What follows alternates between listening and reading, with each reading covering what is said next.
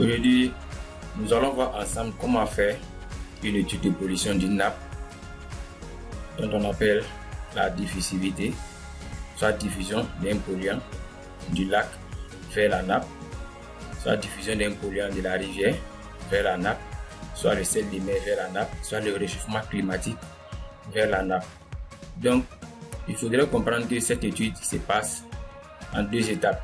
On a la diffusivité hydraulique qui concerne l'eau et nous avons la diffusivité thermique qui concerne le réchauffement climatique.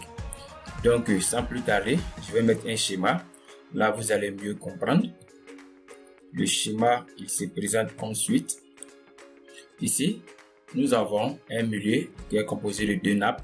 Nous avons une nappe libre et une nappe captive. L'étude de diffusivité dépend de vous. Vous pouvez faire l'étude sur la nappe libre, soit vous pouvez faire l'étude sur la nappe captive. Là, nous avons des piézomètres, ici de ce côté, qui captent la nappe libre.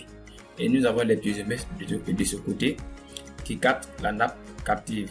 Là, nous avons un fleuve qui pouvait être une rivière, soit ça pouvait être un lac, ou bien la mer, la marée. L'étude de diffusivité maintenant concerne tant que la rivière va mettre pour recharger la nappe. Ça, c'est une première étude. On peut faire une deuxième étude. Lorsque les polluants sont déversés dans la rivière, combien de temps ces polluants vont mettre pour atteindre la nappe? Ça, c'est une deuxième étude. On peut faire une troisième étude de réchauffement climatique en fonction de la température élevée et de la chaleur qui traverse le sol.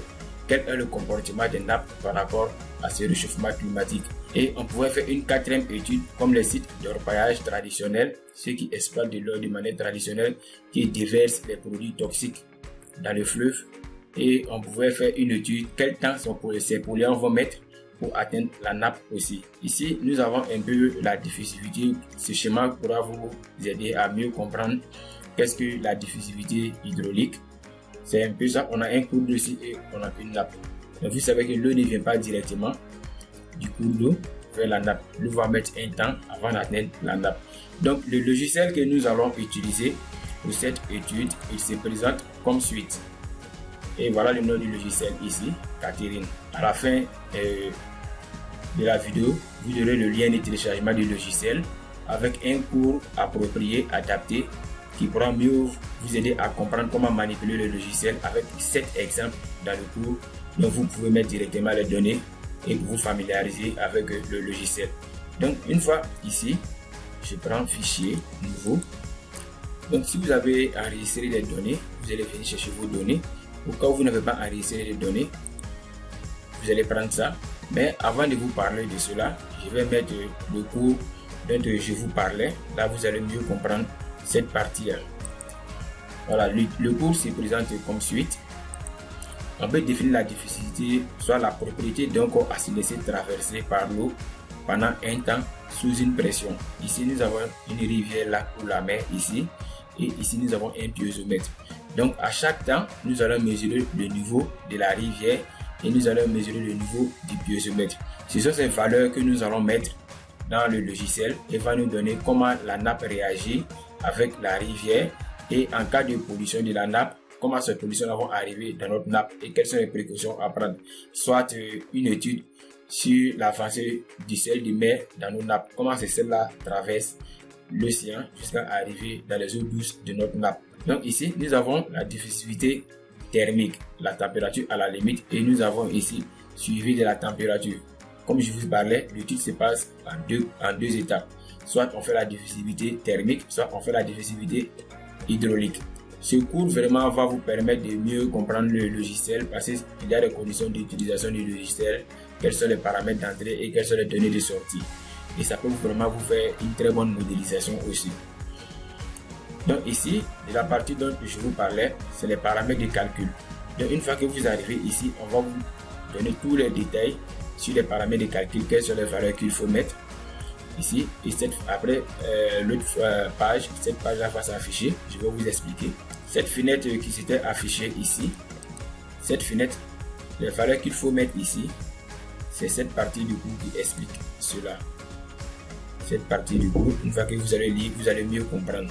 Ensuite, nous avons un premier exemple ici qui est basé sur le cru ou la chute dans une rivière. Donc une fois que vous voulez faire l'étude d'une rivière, le comportement d'une rivière par rapport à la nappe, voilà les temps que vous allez mettre. Ça c'est les parts des mesures, les temps. Vous pouvez faire des études chaque heure, chaque 2 heures, soit chaque semaine, soit chaque mois. À chaque fois que vous allez mesurer le niveau de la rivière, vous allez mesurer le niveau du piézomètre. Ce ne sont que ces deux valeurs que vous allez mettre dans le logiciel, et le logiciel va vous donner maintenant la diffusivité, c'est-à-dire, parce que la diffusivité c'est en mètres carrés par seconde, c'est le temps par seconde. C'est cette valeur-là que le logiciel va vous donner et vous allez l'interpréter maintenant selon vos projets de recherche comme vous voulez. Ici, nous avons un cru pendant 77 heures. Ils ont fait les mesures pendant 77 heures et les piézomètres sont installés à 75 mètres de la rivière et nous avons la diffusivité en mètres carrés par seconde. C'est ce que vous mettez ces deux valeurs uniquement et le logiciel fait le reste du travail maintenant. Ici, vous avez l'existence d'une série influencée. Ainsi de suite, vous allez les dire et vous allez le mettre. Mais les parties les plus importantes sont ici, numéro de la colonne de la série influençante, le numéro de la colonne de la série influencée, nombre de pas de temps par démarrage. Ici, d'habitude, ils prennent 15, mais moi, je prends 20 d'habitude. La distance en mètres, rivière piézomètre. N'oubliez pas de le mettre. Maintenant, la diffusivité minimum et la diffusivité maximale, c'est dans le cours. Mais vous pouvez prendre ces mêmes valeurs, mais je vous suggère de jeter un coup d'œil dans le cours pour mieux comprendre cela. Ensuite, voilà le résultat fini que ça va vous donner avec ce premier exemple. Vous avez une diffusivité ici de 1,493 mètres carrés par seconde. Vous avez une simulée de 0,983.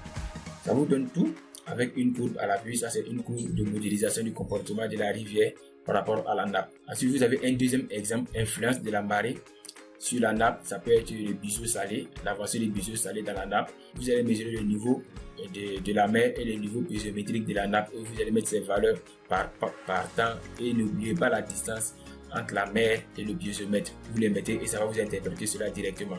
Ensuite, vous avez un autre exemple un peu plus bas qui parle des rivières colmatées. Lorsque les bords de la rivière sont colmatés, comment réagit la rivière par rapport à la nappe? Vous avez un exemple ici aussi qui est là. Ensuite, vous avez un autre exemple sur le transfert thermique. Ça, c'est le réchauffement climatique. Comment les nappes se comportent par rapport au réchauffement climatique, la température du soleil qui traverse le sol. Un peu, voilà, ici, une très belle modélisation aussi. Ici. Donc, après tout ça, on vient ici sur le logiciel. Le logiciel, il se présente comme suite. Maintenant, une fois que vous allez mettre les données, comme toute cette partie est expliquée dans le cours, vous allez prendre OK. Et cette fenêtre va s'ouvrir. Vous pouvez écrire ici le nom du fichier directement. Le logiciel va aller chercher les fichiers dans la machine. Soit si vous avez oublié, vous pouvez prendre parcourir. Voilà les données que moi j'ai à travailler dessus. C'est les données d'un projet. Donc je ne peux pas trop les lancer ici parce que c'est des données très sensibles. Donc le projet n'a pas fait la publication. Donc je ne peux pas lancer ça ici. J'attends d'abord que le projet fasse une publication pour que moi je puisse faire un exemple, un tuto, exemple concret d'une réalité. Je prends un exemple ici, ouvrir. Donc le fichier doit être en TXT ici. Mais une fois que vous avez les fichiers sous forme de Excel, vous allez les convertir pour le mettre sous forme de notes. Là, le logiciel pourra l'ouvrir. Une fois que c'est arrivé ici, vous allez prendre encore OK. Maintenant, à partir d'ici, vous allez prendre enregistrer. Une fois que vous prenez enregistrer là, le logiciel va tourner et va vous donner la diffusivité hydraulique si c'est dans le cas de l'eau, ça va vous donner la diffusivité thermique si c'est le cas de la température, soit des environnementalistes. Donc, je voudrais vous dire que ce tuto prend fin ici et on se dit à la prochaine pour un autre logiciel. Vous aurez le lien de téléchargement sous la vidéo ainsi que le lien de téléchargement du cours sur la vidéo aussi.